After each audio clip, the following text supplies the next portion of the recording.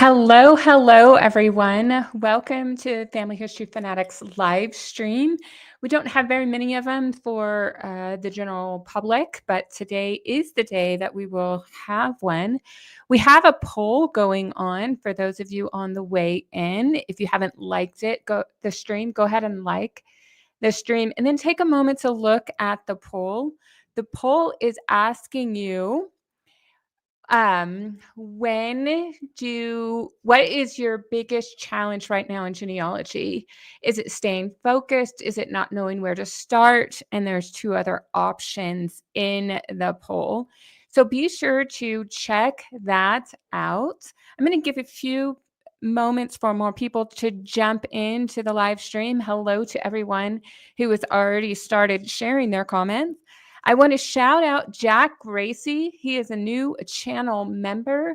For those of you who become channel members, I want you to be sure to check out the video tab either on actually not the video tab, that's going to be more confusing.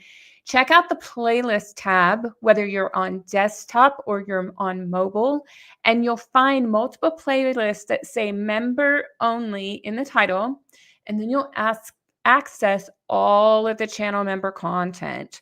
So thank you, Jack Gracie, for becoming a new member. For those of you who are channel members, if you could put a W to welcome Jack to the group, I would really appreciate it. Put a W in that chat.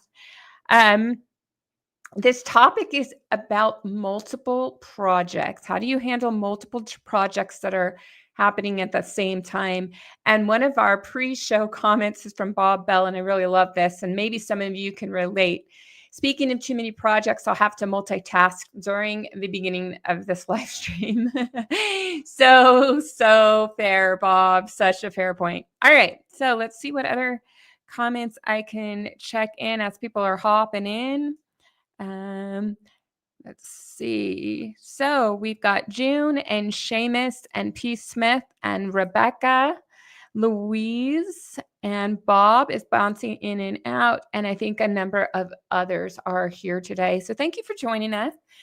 We are going to have a blast. Oh, thank you so much. I did get some new glasses. I decided I wanted to be a little funky and exciting this year. I got some pink frames because pink is my tied for first favorite color. My other favorite is a royal blue. So thanks for that. Oh, I don't have a lot of makeup on. We went to the Ephraim, Utah Scandinavian Heritage Fest this past weekend. It happened to have a wife carrying competition.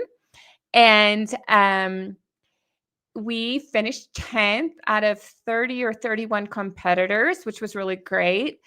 And Andy and I wish we could have placed higher. However, Andy is doing the impossible. So first of all, I'm typically taller and heavier than most wives that are carried.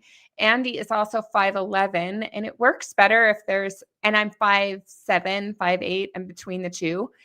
That height is too close to really be effective strategy. Additionally, we were both pushing 50, and we were about 15 to 20 years older than the other competitors. And at the World Championship, they divide categories. There's a 40 and up for the senior division, and then there's a main division that doesn't have an age limit, so anybody can be in that, but you have to be 40 and up in the senior division. And so we're training really, really hard to go to Finland. It is around July 4th weekend when that event happens. And we're training really hard. We have a good chance of getting on the podium this year. That's our goal. I really would like to medal. But we are just having a blast and having fun. And so, yes, thank you, Louise. 10th grade place is great. It is well done. Considering the youngins have the advantage of being younger, and most of them have, like I said, shorter wives, which make it easier to carry, or there's a big difference between the husband and wife being carried. So, all right, with that said, that's the update of Finland wife carrying competition. Like I said, it's around July 4th. Let's get into today's topic. Oh, this is why I brought it up. It's because I got sunburns while we were out there. And so my face is peeling and my face is really red. So I I apologize that I didn't get to get the makeup done today. All right, so we're going to talk about, make sure I'm ready to go. Yeah, I think it should be right here. You don't want to see that. That's a future video that I'm working on. So if everybody pauses, you're like, oh, that's the future video she's working on. All right, we are going to actually be talking about this question. This question. How do you handle multiple genealogy projects at once? So we're going to focus on genealogy, right? And Ellen said, I have so many irons in the fire. I'm not sure how I can accommodate them all and do them well. So if you have a similar problem and you are watching the live stream, type same in the chat box. Let us all know if you are struggling with how to handle too many irons in the fire and make sure that you do them well. All right. So we should hear some sayings. I did see some W's in the chat to welcome our new members. So that was really great. So what are we going to do in today's video? Because when we talk about too many irons in the fire, I've been there. I've been there every day of the week. that ends in Y. So every day of the week, I am struggling with multiple projects. So today we're going to discuss some strategies from genealogy and productivity experts, and then I'll share how I really manage things, which may or may not have involved ignoring some projects for 3 months or 3 years. Hashtag no shame. All right. So I'm super glad to see you guys participating in the chat. We've got lots of people with the same problem as Ellen. So glad that you are here and we're going to chat. Now, some of you may actually have some solutions. So be sure to be prepared to become keyboard warriors and type that in. Okay. So here's my next question for anybody watching. If you're watching the replay, you can participate with the same and the question that I have here. How many projects do you know that you're handling right now? Drop just the number in the chat, or you can say too many to count if it feels like that's a more honest answer. So when I talk about how many projects I'm working on, I can go ahead and name a few of you while your eyes are listing the number of projects that you're trying to manage at one time. So first of all, I'm hoping by the end of the year that I can finish the William James Townsend biography that includes the social history from his unit of the Ohio 133rd. That way, I don't just tell his life, but I give setting for the characters that are involved in his story. So that's number one. Number two, I also believe today's family history is tomorrow's, today's personal history is tomorrow's family history. And so I am working on personal history projects. One of them is turning, how many of you are like this? You have a ton of photos on your phone or on your computer from a decade or more, and you also have videos and you haven't done anything with them. So I'm using Photoshop elements to create the foundation of some animated slideshows. They actually are the best tool to do that. And then I use Photoshop Premiere Elements. It's just scaled down a little bit easier. And then I trim the videos and I insert them that way. And so I have up till 2013 finished. So I have 2014 to present, but I did do 2023 for some reason. That's kind of crazy how I just slipped that way. So I've got the video telling project. I have the annual family photo journal. I have 2 years of scrapbooks that I'm a little bit behind on, plus one scrapbook from our trip to China. And then there's probably other research projects out there, but those are the ones that I'm focused on. Let's see how many you guys are focused on. Rebecca said probably about 10. June said about 4. Michael said 7.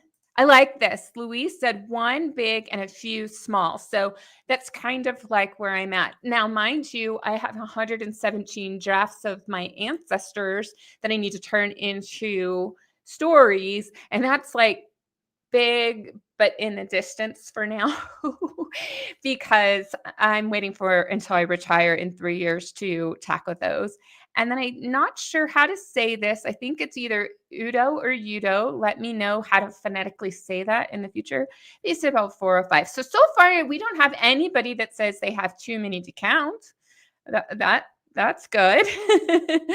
But maybe we're overlooking a few that can happen on occasion. So let's talk about what do we do to start going through managing these multiple projects efficiently and avoid feeling like we're overwhelmed. So the first step is to identify all of your projects. Okay. Identify all of your projects. And that's kind of what I did at the beginning, but while I was asking you how many projects you have. And Diana Elder over at the Family Locket, I don't know if many of you have found her yet, her and her daughter, and then a few other folks are part of their team. But Diana has this series called Family History and Getting Things Done. I do have the link to this blog post and any of the other ones I'll feature. They're linked in the description box already, so you can watch that later. But one of the things that she says, the first thing you should do is that you can't manage what you haven't defined. And so she says, get all of your projects and put them in a to-do list so that it's out of your head and recorded somewhere. Now, this is a strategy that a lot of time management experts use. There is the book called The One Thing, and it's a productivity management program. And it talks about you have to get everything out of your brain and put it in a container so that your brain is then freed to tackle all of the items you have, because the more you just put your some days in your brain, it takes up mental space. But once you have put them in a container, and this container can be a digital to-do list, it can be a paper to-do list, it can be any type of container for your ideas in one spot so that it's out of your head and you can focus on the next step. Louise says she needs to start a new spreadsheet. I have a lot of to-do lists and spreadsheets. That is my go-to. Let me know some of the places where you guys like to keep your to-do list. It can be pen and paper. It can be a calendar paper thing. Let me know what you like to do. Oh, P. Smith already jumped in and said, I have folders on the desktop for each project. I like that. That's being organized in advance. So I like that you have your project to-do list, which was probably the names of the folders, and then you start organizing things within. All right. I like that. We might be able to learn a lot from P. Smith today. So once you have identified all of the projects that you want to do, your someday projects, then the next step is to, actually, I was going to ask, where does everybody keep their to-do list? But we'll keep going. The next thing we need to do is we need to break down the projects into simpler steps, right? Because it's impossible to tackle a project if you don't know what the steps are involved. And I've worked with befriended and married project managers, and they will take a large task and break it into smaller ones. I want to share a quick story about a friend of mine here in Los Alamos. She's a civil engineer, and she was involved in a project to install a trail from historic Bathtub Row to this canyon that is in the downtown site area of Los Alamos. It's a very lofty goal, but if all she said is, my goal is to install a trail from Bathtub Row to the canyon, it's not going to get accomplished. But when she broke down that project into some smaller sections, then it's accomplished. So here's a general idea. Remember, I'm not the civil engineer, I'm the marketer and the genealogist in the group. But from what I understand, the task involved designing the trail, getting approval of the design for the trails, hiring contractors, printing out blueprints for the contracts, or at least emailing them these days, blocking off access to the area where the installation was going to take place during construction. I saw a lot of the cones and the barriers and the fencing and so forth. And there's so much more. Once the project was finally finished, there was a grand opening ribbon cutting ceremony. And so she had to get all the parties that be there, because she's not the face of the project. Somebody else was, but she helped coordinating that. And it was fun to see her smiles with that project all done. So if a trail construction needs to have tasks broken down, why would genealogists think accomplishing tasks for their projects is any different? Okay. I had asked people how they what they use for keeping track of their notes. And I wanted to take a moment and bring in some of your comments, because I love a live show where we can have this interaction. Pen and paper is Stacy's method of choice when you actually make one. That's a true comment. It's so true. And then she does talk about a challenge we'll come back to. Spreadsheets, so you can use color coding. Definitely color coding, sorting, filtering, all of those strategies with a spreadsheet. I use Ancestry to-do tag and go down that list. Oh, now that is a very good method of a to-do list. Using your genealogy software programs or your online trees where it has the to-do list feature, and then working through that. That's really great, because then it keeps your to-do list right in where you build your family tree. So I really like that. Good thought. Good job. So June built off P. Smith's folder situation, saying she project label as 1, 2, 3, 4 with the names of the project after the number that set the priority of the project. So my guess is either you can sort your folder by name and then have it 1, 2, 3, 4. That's kind of what I do in Windows. If there's another strategy, let me know. But I love that, because you're putting the priority. We haven't quite got to the priority section, but you jumped ahead and I love it. Sticky notes all over my desk. You don't want to see the state of my desk right now. Not a lot of sticky notes, but definitely a hot mess. I set a schedule on my phone calendar for the day of the project I'm working on. Well done. And I send an email of where I left off and use Ancestry tag left off. Oh, great. These are wonderful, wonderful ways to keep track of how you do your different projects and keep that organized. I want to bring up this blog post by Heritage Discovered. They were just talking about breaking down, because our topic previously was how do you break it down? And here, let's say it's a genealogy road trip. You'll need to pick a place, define your goals, set a budget, book flights, or plan a travel driving route, and research the local sites and repositories. And I do like this defining your goals. I didn't mean to click on that, but knowing what you want to research when you get to the on-site location. So as you can see, you definitely need to break down your strategies and tasks for whatever your project may be. There have been times when I've written a book, particularly the From the Metal to Rhinestones, A Quest for a Crown. I knew what topics I needed to cover, and those topics became chapters.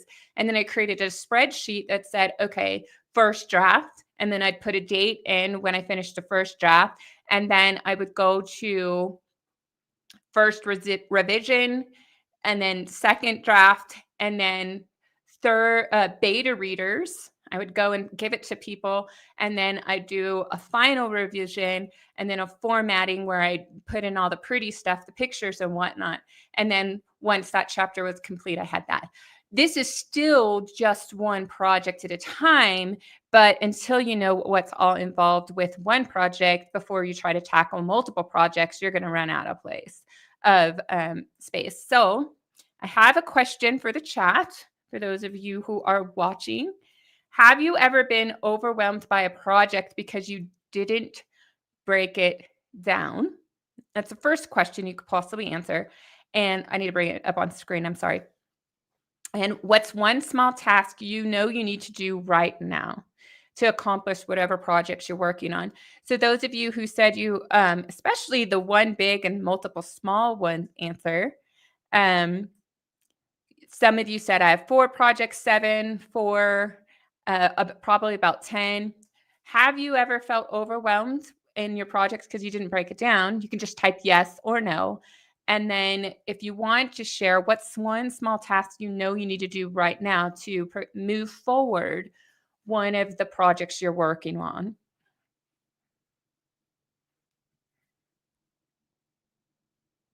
Okay, here's one that yes, meaning I'm overwhelmed. The archive room at my church, I just don't know how to break it down. Now, that's definitely we can work on with you while you're here. Tell us what is the nature of the project, and perhaps we can give you some task to help you do that. Okay. Um, let's see. I'm better now at breaking down my big projects, so less overwhelming. So I like this comment. And it also ties to June, who said in the early years she was overwhelmed, but now she starts with a question. So I want to come back to Louise's point, because I think what you're driving home is that becoming more organized and more efficient takes practice and you get better with time. If y'all agree, say agree in the chat. I love that. Very good. This is why I like live shows. You guys have so many great insights. And so I love being with you guys. Oh, okay. I break mine down by timeline dates, things occurred, or ages. I'm guessing I don't know how to take this one. So help me out, Nadine. It's not criticizing you, but I can see 15 different ways to take this.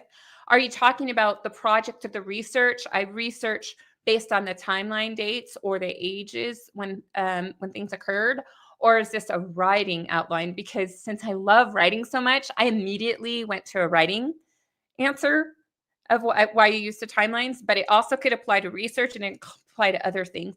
So can you give me a little more clarity? But I think what you're saying is spot on. So other next steps, Rebecca is trying to disprove a Mayflower connection. Fantastic.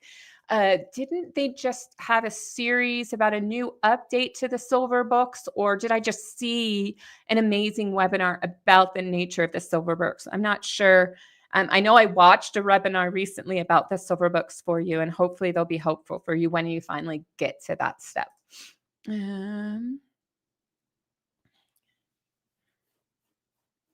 Okay, Stacy, I'm going to hold your comments about your archive until later, but keep the topics coming. And then I love this promise that Louise shared. It has taken, remember I said it takes practice, and as you practice being more efficient and organized and you get better, well, she has a testimony, if you will, that she's finishing more projects now than she used to. So that is good news. The practice does improve your skill. Okay, perfect. And this is the follow-up for Nadine, and then we'll go on to the next topic. More by the dates, events occurred in a family's life from the research I've done in a particular family. So it sounds like she uses the timeline to know what to research next, and that's fantastic. But notice it could also apply to what part of a writing project should you work on next. Fantastic. All right. So let's go to the next. Y'all did a very good job responding to that prompt. And if you're watching the replay, don't feel left out. Go ahead and share your thoughts with us as well. Keep the conversation going. Okay. So my pals over, let me bring up their website. There we go. All right, my pals over at Legacy Tree Genealogist, they are linked in the description box. And they talk about creating research logs for every project. So some of our projects don't have a research log, but that doesn't mean their recommendation is invalid. For your research projects, I'm going to be honest, if you've been around this channel, you know that I'm not a particular fan of research logs unless they automatically track my searches. Goldie May, hint, hint, hint. Or if they are built into my program. Roots Magic is so close to being there. They're so close. They have a to-do list. They have the research log, but there's not quite that connectivity that I would like to see. So I'm not a fan of research logs if it's an extra step that slows down my research. However, I'm a huge fan of research plans that eventually become research reports that contain your citation. They talk about your negative searches, your positive searches, your confusing searches, your future research, all of that in there. You turn it into a research plan, and then you put it online and link it into your genealogy software or put it in those folders that P. Smith has talked about and so forth. So I'm a really bigger plan advocate of a plan situation.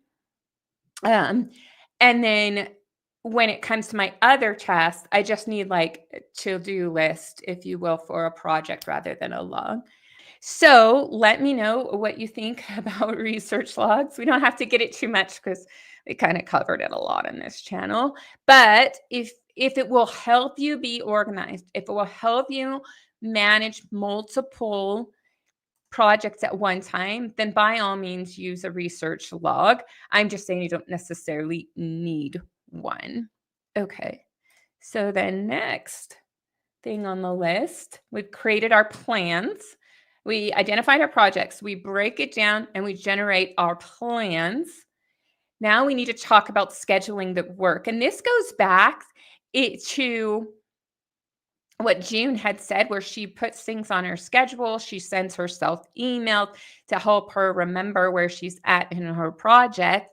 And so let's talk a little bit about some scheduling tools that you might use. But first, I want to talk about a situation, because often we can learn from other fields and bring those techniques into genealogy research. So some 25 years ago, before I had children, when I worked at the Dallas-Fort Worth International Airport, I worked in the marketing project, and several projects were taking place at once. There were so many teams, and many of these teams had projects that interconnected with each other, depending on each other before the next thing could happen. But each project had various tasks that needed to be accomplished. And so I remember on the walls, we had these big printouts that had timeline bar charts. And a project manager would mark off when the different parts were done, or put little notes or sticky notes or whatever to let people see visually where are we in this project and what needs to be done next. So if you're bored and have nothing to do, or if you're trying to visualize where does your work fit into the project, you can see. So when I tried to find something similar to what I pictured in my mind so I could kind of show it to y'all. And the only thing I came up with was this one from a genealogist. Let me pull them up here for you. And it's from genealogystories.co.uk. So this is based out of the UK, and the link should be in the description box. And I see how we have a task, and it's assigned to various days. And then there's some adjusted milestones as well. And so this looks very similar to that timeline chart. It's in the direction of a timeline chart where you can kind of say, all right, this needs to happen here, this needs to happen here, this needs to happen as well. So how many of you are visual individuals where you have to use bar charts to schedule out your work, or some other type of visual planner? I would like to know if there are more visual folks, or do you just need the text-based to-do list and then you're good to go? So you can type visual in the chat if you're a visual person, or text is fine if you're a text-based person. Louise is a visual planner, definitely, and P. Smith is a visual planner. I'm going to keep going on, but you guys can drop in any answers that you have and keep joining the conversation. One more before we keep going. Marie is a visual planner as well. And so next, I want to tap really deep, briefly into what this could be. There are a number of project manager tools that we can leverage for our genealogy research. They weren't designed necessarily for genealogists, but many people have advocated for the use of these tools. One of the advocates is Genealogy. This website talks about Airtable for genealogy. I believe Nicole Dyer from Family Locket, which I told you about before, they also are advocates of the Airtable, if I'm not mistaken. Some other tools people have talked about is Asana, Trello, and Evernote because they can track tasks, deadlines, and progress across multiple projects. Remember, we're trying to talk about how do we manage multiple projects at once?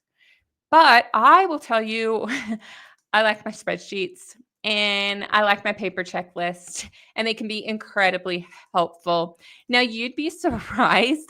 Um, Andy uses both spreadsheets to plan big projects with multiple tasks that need to be accomplished in one weekend. For instance, when we were installing new flooring throughout our first floor, we have 2 floors here.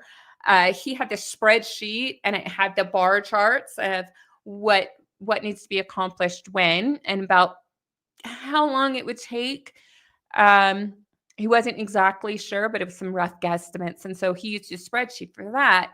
But invariably, every weekend, he has this paper list that outlines the different things he wants to do in the house, outside the house, on our cars, meetings he needs to go to, this, that, or the other. And he'll put them on there and he'll check them off, and it keeps him track of to go at it. But if you've used the Trello, Asana, or whatnot, let me know your experience about those tools.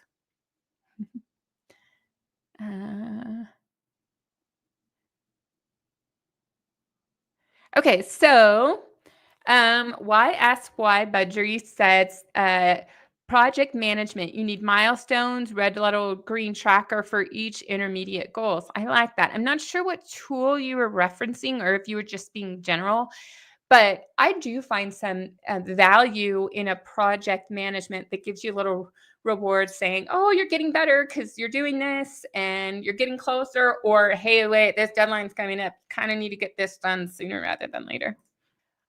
I want something that's incredibly quick to learn and implement. Otherwise, my spreadsheets do the job. But that doesn't mean there's great tools. There are not great tools out there.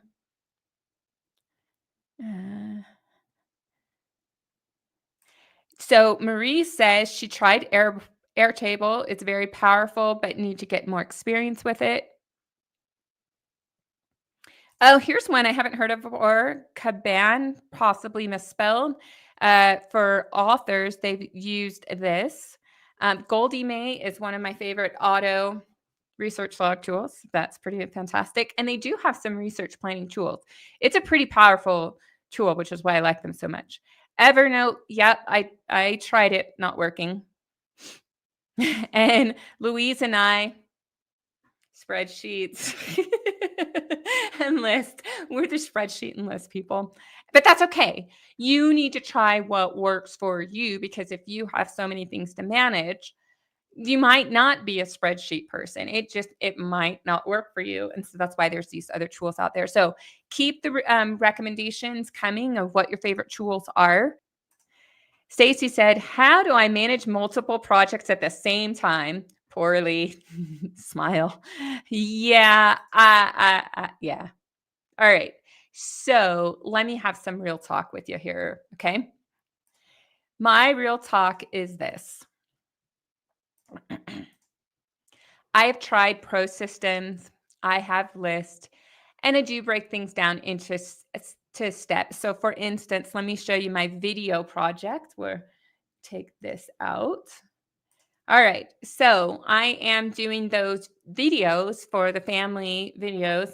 And just to show you, here was the year 2013. I finished most of those.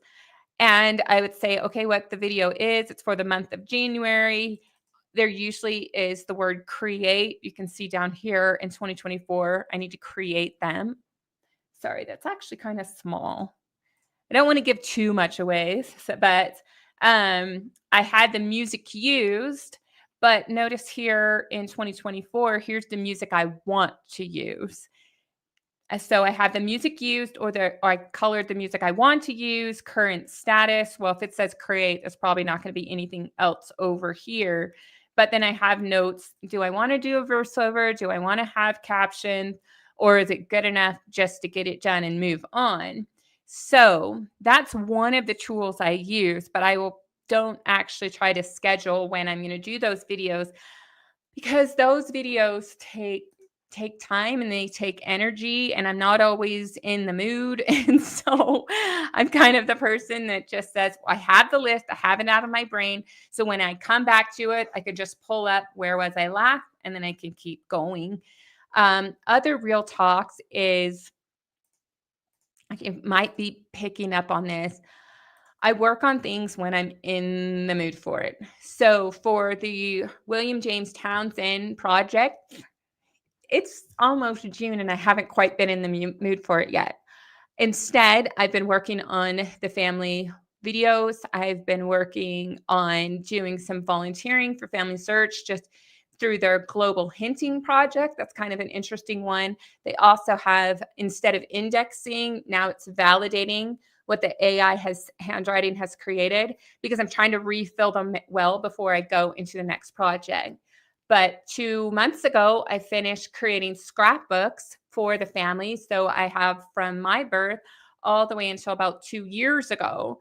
But I got burnt out after doing all of that, or filling in the gaps of what I hadn't done, that I don't want to scrapbook for several months. So as you can see, I kind of go whenever the mood strikes instead of plugging it into a calendar. That way, I'm always excited about whatever I'm working on. And I will work on that until either it's stuck and I can't go any further, or I will work on it until it's done. A finished scrapbook is done. And so I know that project is done.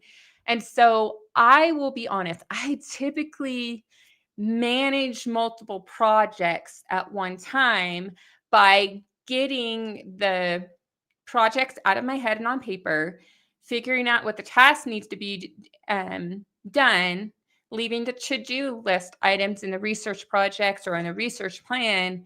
And then whenever the mood strikes or I have time, then I go and work on it, and it will just be one project at a time. So I'm not a person who can do I'm going to spend half an hour on this project and then half an hour on that project. So both projects are moving forward at the same time. I just pigeonhole into one.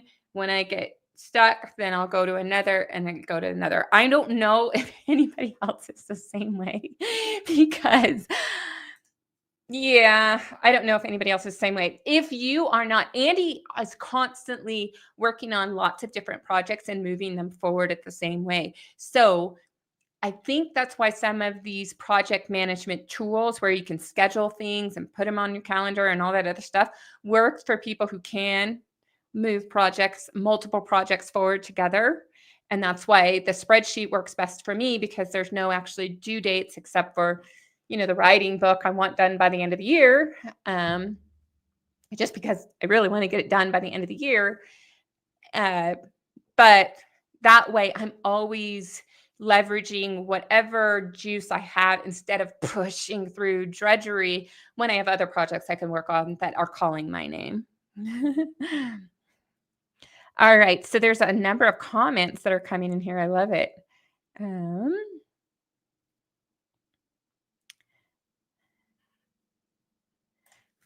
Louise, you know, I can relate. She says, I tend to get more stressed when I put time scales on things.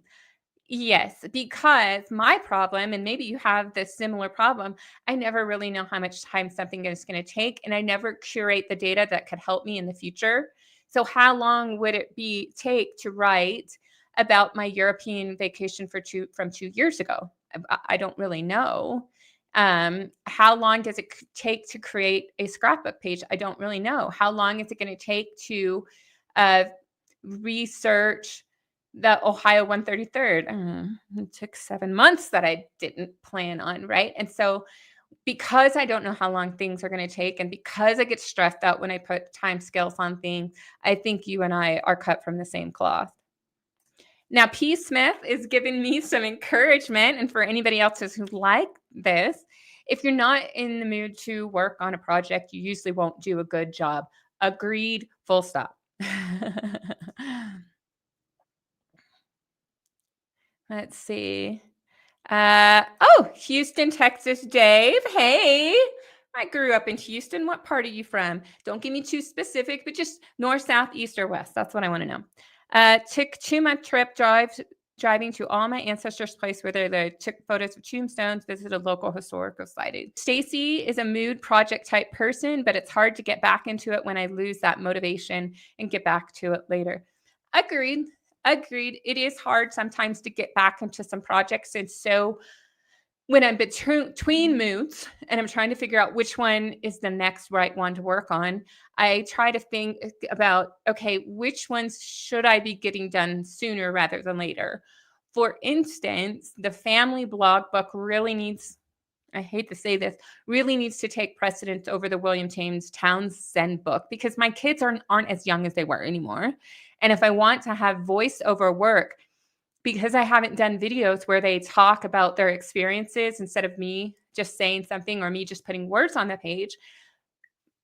One of my kids is my youngest is in high school, and the last video he made was the year of his birth.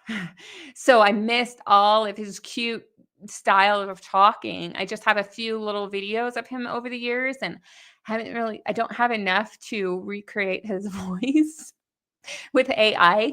And so I'm running out of time. So sometimes I will prioritize projects based on, ooh, how urgent should I be working on that? But it is hard. Sometimes I just have to do that first video, do it as best as I can, and then the motivation will come. So maybe that could help you when you're getting stuck transferring to the moods. Oh, Marie has a master genealogy project list to capture things she think about and then choose one or two to work on at a time. I love it. I love it. Great, great, great, great. And then thanks, Dave. I have a rough idea where you're from. I was from Southwest, if that tells you anything. I love live chat so we can see all these connections. So that is my reality. When Ellen shared her question on how do I manage multiple projects at a time, I thought I'm the worst person to ask because I don't. But I think we can all benefit by doing the first couple steps. Get the projects you want to do out of your head, break it down into specific tasks so that and then figure out the different systems. Lots of people have lots of different systems of keeping their projects organized, and then figure out what works for you. If you're a mood person or if you're a task oriented person, like accomplishing things and getting them off your to-do list, and you can figure out how much time things are going to take, then there's tools for that, and have at it. And if you're a mood person, well, you need to know which way the mood should swing, and having that list of projects for the next mood strike can benefit you greatly. And otherwise you're going, I don't remember what I wanted to work on. And 5 years later, you're like, oh yeah, I wanted to write that story about William James Townsend, right? So that's why I wanted to do this. I actually wanted to see everybody else's input and let you know, like, not everybody always has the answer. And so I don't profess to always have the answers for you. But I do feel like some of the things I've shared with you will be able to help you in the future. Now, the poll results was, what's your biggest challenge? And that's staying focused. And again, coming back to me, staying focused. Well, I'm hyper focused on one project, right? Because I've got to get this project done. And then when the mood's off, I'm not really focused until I get into the next project. So I don't necessarily struggle with staying focused. For those of you who do struggle with staying focused, then you will definitely want to leverage your research plans, your to-do list, and whatever, because it tells you what you need to do next. And if there's another shiny tool to work with or another shiny rabbit trail to go on, go ahead and add those to your to-do list, and then keep coming back to your research question, or coming back to your research plan, or coming back to your project to-do list, and that could help you stay focused. So I do that. I know I do that. But I get so hyper focused. Let's be honest. I don't do the dishes or remember to do the laundry. So sometimes that hyper focused, it's not always really good. All right. I'm going to go back to these comments that I starred earlier. Oh, Louise shared this comment. I have a few projects on the go, one big one and one few smaller ones, but they can get overwhelmed. If I try to stick to just one project, I can get a little bored, and it's hard to find the balance. Agreed, my dear. Agreed. However, it's nice to just put things on the list.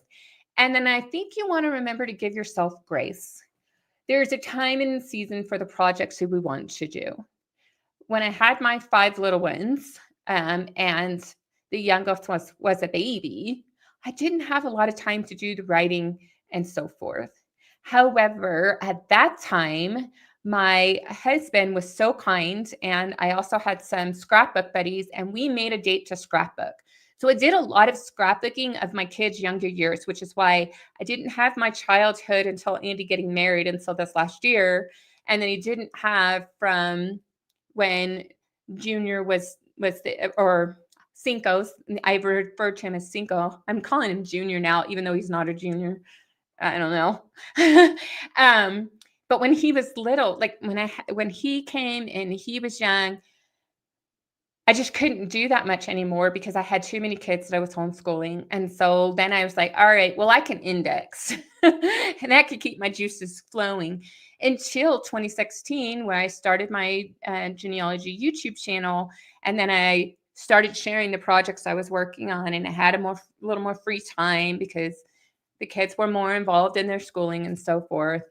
And now, as my kids are in college and high school at the same time, whenever I have free time away from the swimming pool, because I'm their coach, then I have time to work on different projects. So finding the balance, remember the time and season in which you're in, and don't become so frustrated with yourself that you don't celebrate what you do accomplish. So I hope my little soapbox rant makes some people feel good. Let me know in the comments if you're okay with that rant. Rebecca's currently working on a long-term project. After what happened during her last long-term projects, she told ADD and myself that I'm not going to work on any other projects or lines until the big one is complete. The exception is if I'm being sent off on a request for records to be mailed to me and I get the response. And that's great. I love that you're saying, okay, I know who I am and I know what my challenges are. This is what I'm going to work with, and allow yourself to be flexible. Maybe this strategy that you're starting with will work. And maybe you need to have one big, and I believe you said you have a couple other smallers, so that maybe when this one is stuck because you're waiting on the response or this, that, or the other, you can do a couple other things when you have time. So I like that. Give yourself grace and learn how you work. P. Smith likes bouncing to be between projects. So how do you prefer to keep track of that? I think you told us earlier, but feel free to remind me once again. I'll check the newer chats here in a moment. And then here's one that we didn't talk about. Sometimes I spend too much time prepping that I don't do any of the work. You know what? I am like this at times. I will spend so much time planning that I never do anything with my plans, or I I don't accomplish the plans that I set. And so I can relate to that. I don't have a solution for you yet. So if anybody has one, please feel free to share. Okay. So we talked about Stacy. She has an archive in her church and she didn't know how to break it all down. So let's go ahead and take a few moments and see if we can help Stacy know what to do, and then we'll come back to some more comments. Okay. So the archive room is where all the records of the church are stored, but the previous archivist died without ever training anyone in how it was organized. I can see some organization, but not enough. Oh dear. So our first task is she needs to figure out how to organize it. I don't know. I need to know what is what. And now that it is summer, my kiddos are home and I don't have time with both of them home. Again, time and season, right? We just talked about that. I'm glad I actually went on that, right? Time and season. So maybe the summer, this is the time for planning of like how I'm going to make sense of this. And also start asking, are there any other volunteers who might be able to help me? What other resources are available? Right? Or I have another thought. Kindex. If I forget to tell you about Kindex, let's come back to this. Okay. One of the things I want to do with the archive is make a database so the next person can find things and know the importance. Amen. Lofty goal. I love that you know what you want to accomplish. All right. So now let's all take a moment and figure out how do we break this down for Stacy. So one of the things I want you to take your goal. Your goal is to create a database for the future archivist to know what is what, and they can know what the importance is in the future, right? That is the goal. And if I were you, I would print this out. Let me know if you guys agree. Print this out because it's a place, the church archive is a place. Put it on the place so other people can see what is the goal, right? So what's the next steps? Well, some of the steps is you probably are going to want to digitize what you have because heaven forbid next year there's a fire in the church and the archive goes up in flames. I do not wish that on your church, but let's be real, it could happen. A fire, a flood, a tornado. I don't know. Well, you're in Ohio, so I don't know what climate disasters that could strike, but fire definitely could be one, right? Okay. So one of your goals is to get the place digitized and backed up. Another goal is to process the records so you can know what they're about, and then create this database so that other people can know how to access and whatnot. Kindex. I promised I would come back to Kindex. I believe this is a time where Kindex would benefit your organization completely. I mean, really, really well. It can't digitize for you, although actually I think you could, but it's a fee and you have to ship your records off. And I don't know how comfortable you guys would be in shipping off the only copy of your church records. Okay. So the first step would get everything digitized, then create this Kindex archive that is for the church, and then slowly but surely have Kindex process those documents because then they'll be readable, they'll be searchable, they'll be indexed, right? With all this different stuff. And then you can export it and create different files or just have that archive available. That is probably going to require funding to do the transcription and maybe hosting. So maybe one of your other steps is going to be a fundraising, since this is a church. But if you do go that route, let me know because I might just do a little donation. You've been a loyal viewer and I want church records to get online. Can't promise it'll be a lot of a donation, but I would love to contribute to that. But do you notice how we broke that down into specific steps?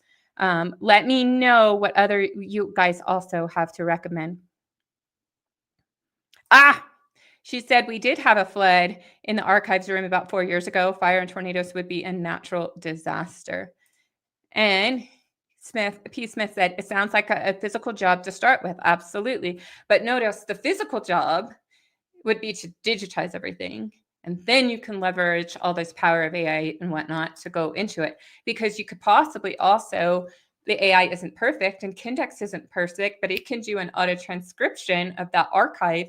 And then you can get some volunteers from your church and just say, hey, your job is to compare this document to the transcription and find out if anything is right or wrong. You'd be surprised how many people would love to do that. So Rebecca says, I need to interview my dad and maternal grandma, but those will come about when work schedules align. Yeah. However, is it in-person work schedules, or could you plan a Zoom meeting and record that? You could also use StreamYard, which is what I primarily use for this, and you can just do a recording. You don't have to do a live stream. But whatever platform you want. Could you schedule the interview remotely so the schedules might align better? And then you have the video and the voice transcription. Just an idea. It might not always work, but I know that one of the things that my mother and father-in-law have said is that they have 4 boys. And so every Sunday in the month, 1, 2, 3, 4. So first Sunday is the first son, second Sunday, second son, third Sunday's third son, right? Makes sense. And that family is supposed to call in with a Zoom chat, just 45 minutes. And we chat with my mother and father-in-law, and the kids say what's going on, and she says what's going on.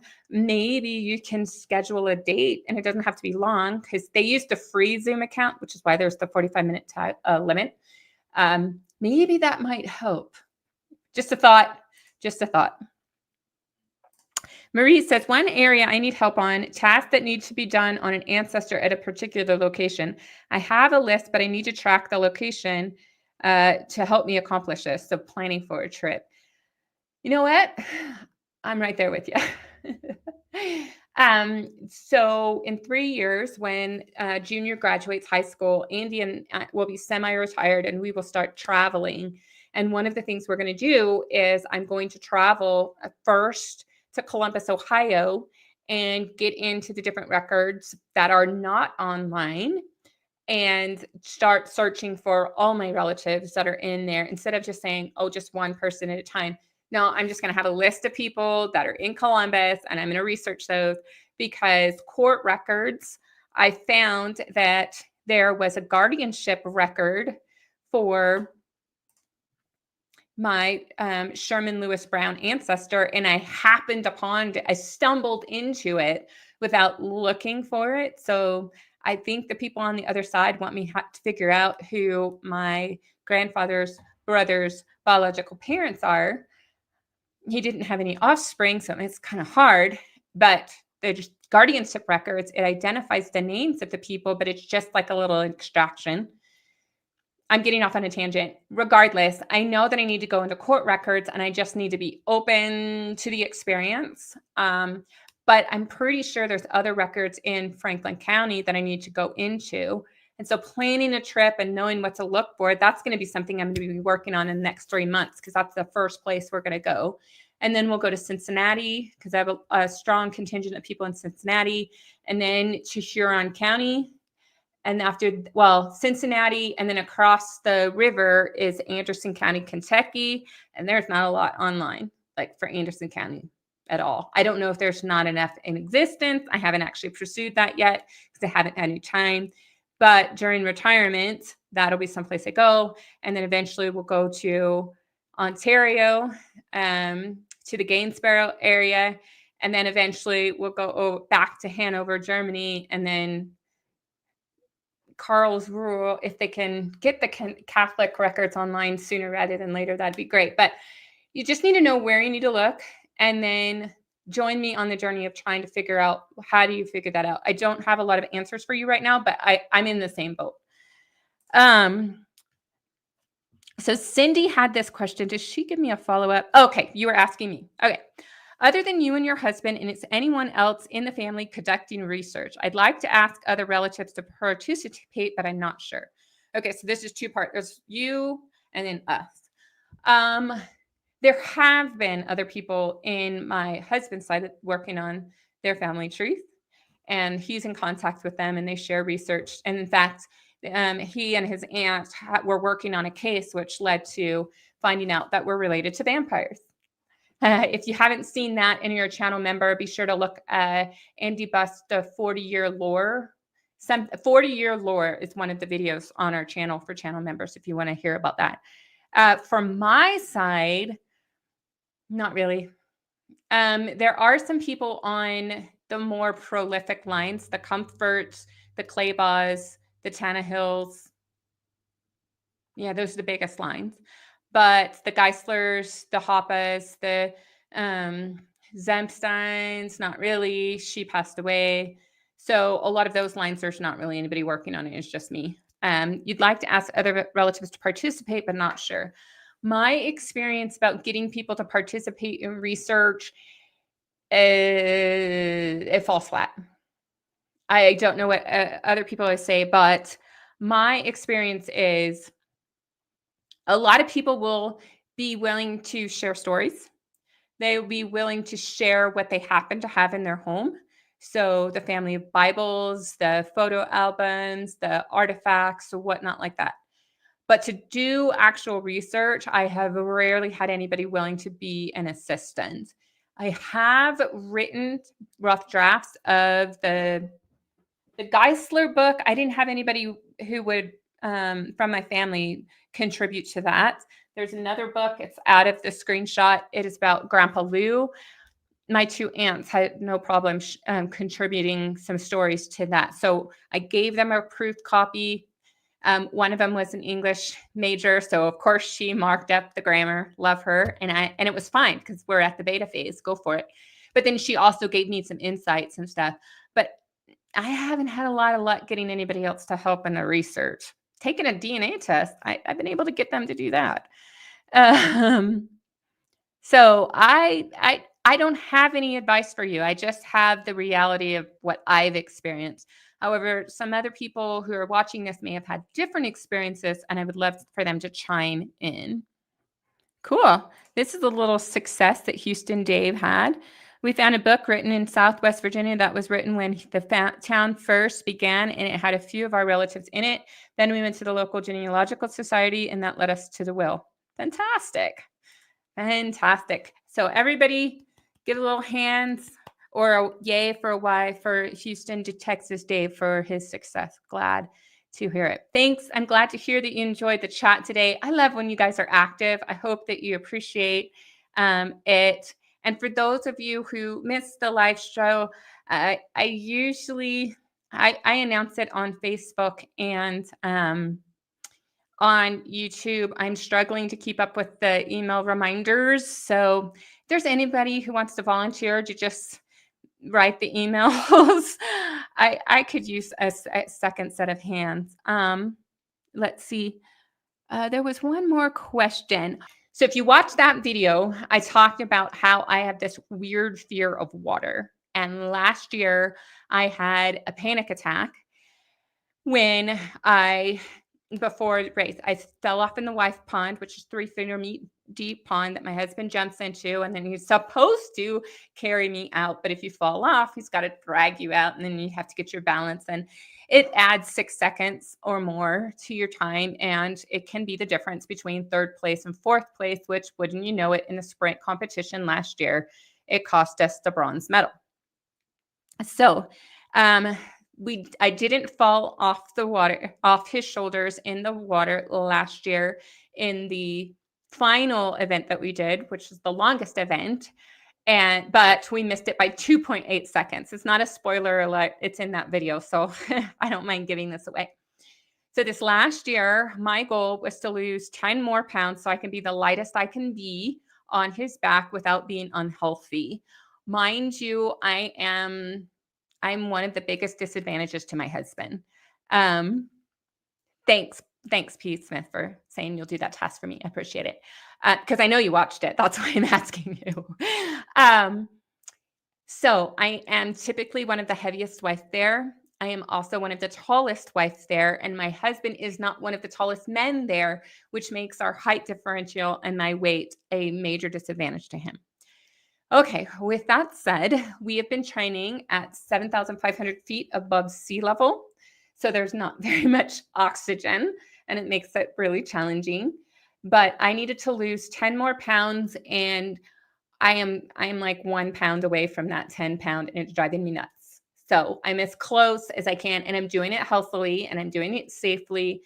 Um, and then Andy has been working on sprinting, and getting faster. And he has gotten really fast. So this morning we went to the pool, and I have also learned how to swim. I know I'm jumping around. Sorry. I've also learned how to swim. By learning how to swim, I've learned how to breathe properly and relax, which I need to do when we jump into the water and I'm upside down and my head smashes that water and the water burns my nose and everything. A Lithuanian champion, he and his wife told me a secret technique for jumping into the water that I'm not going to reveal, but I've been practicing it. And this morning we went in, we jumped in 5 times and I was pretty relaxed. I will tell you the first jump, I hate the first jump. You have to like psych yourself up to go for it. And then you jump into the water after you do the first one. It's like, we can do the next four, which is so much progress. So I am as ready as I can possibly be for the jump into the water because you have to do it in the sprint and then the long distance one. Andy and I have some target goals, and our personal bests are 2 seconds off that target goal, which would definitely put us on the podium.